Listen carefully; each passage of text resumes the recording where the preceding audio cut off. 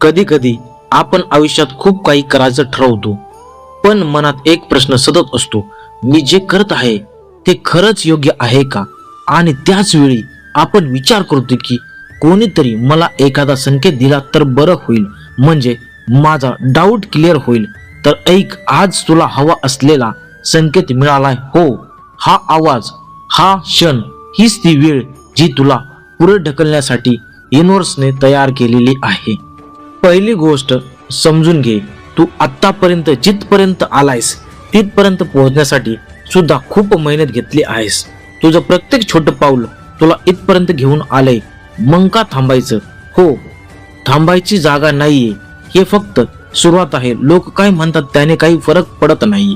आज जर तू तुझं स्वप्न पूर्ण करण्यासाठी उठलास तर उद्या हेच लोक तुला इन्स्पिरेशन म्हणून बघतील. आणि लक्षात ठेव, यशस्वी लोकांना कोणीही सुरुवातीला सिरियसली घेत नाही. दुसरी गोष्ट, तुला भीती वाटते का? छान आहे, कारण जर भीती वाटली नाही तर स्वप्न खूप छोटं आहे.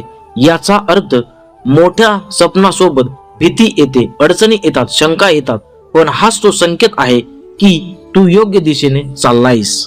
तिसरी गोष्ट म्हणजे सातत्य. एकदा दिवस चांगलं जाईल, एकदा दिवस वाईट, पण सातत्य हेच तुझं सिक्रेट वेपन आहे.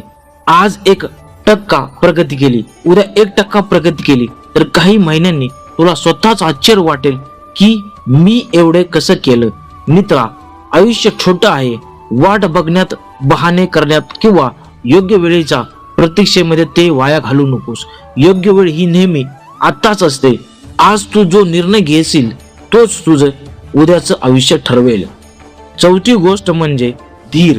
कदाचित तुला लगेच रिझल्ट मिळणार नाही, पण यश एकाच दिवसात मिळत नाहीये. शेतकरी बी पेरतो, त्याला लगेच पीक मिळते का?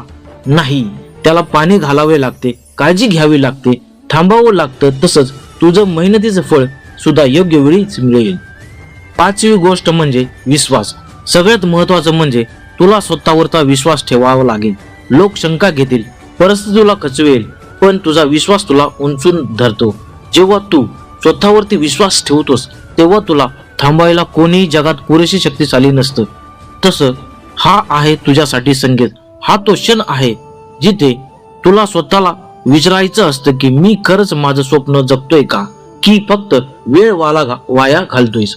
जर उत्तर आहे की मी अजून खूप काही करू शकतो, तर आपण अजून काय वाट बघतोयस? उठ, कामाला लाग, कारण तू जेवढं मोठं विचारशील तेवढंच मोठं तुझं आयुष्य होईल.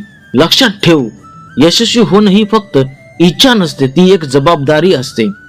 तुझ्या क्षमता आहे, ताकद आहे, धाडस आहे, फक्त तुला पहिलं पाऊल टाकायचं आहे.